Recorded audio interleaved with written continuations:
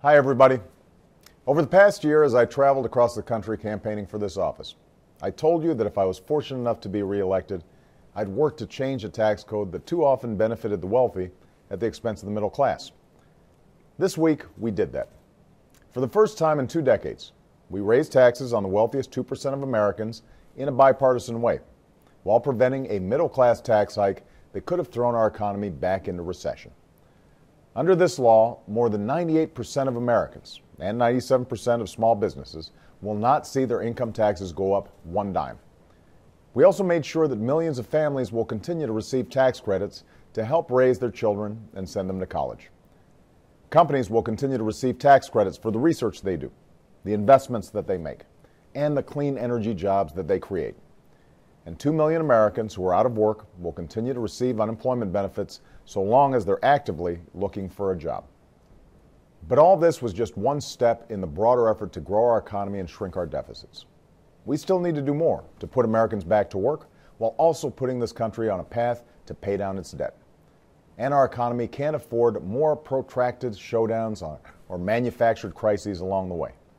Because even as our businesses created 2 million new jobs last year, including 168,000 new jobs last month, the messy brinksmanship in Congress made business owners more uncertain and consumers less confident. We know there's a path forward. Last year, I signed into law $1.7 trillion in deficit reduction. This week's action further reduces the deficit by $737 billion, making it one of the largest deficit reduction bills passed by Congress in over a decade. And I'm willing to do more. I believe we can find more places to cut spending without shortchanging things like education, job training, research, and technology, all of which are critical to our prosperity in a 21st century economy. But spending cuts must be balanced with more reforms to our tax code. The wealthiest individuals and the biggest corporations shouldn't be able to take advantage of loopholes and deductions that aren't available to most Americans.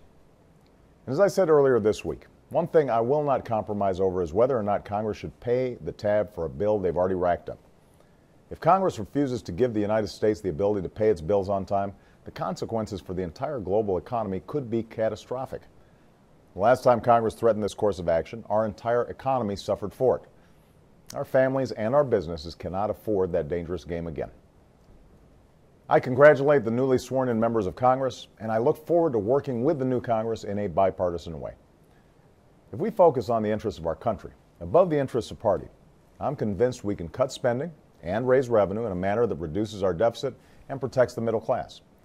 And we can step up to meet the important business that awaits us this year, creating jobs, boosting incomes, fixing our infrastructure and our immigration system, promoting our energy independence while protecting our planet from the harmful effects of climate change, educating our children, and shielding them from the horrors of gun violence.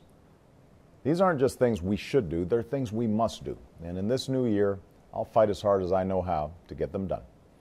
Happy New Year, everybody.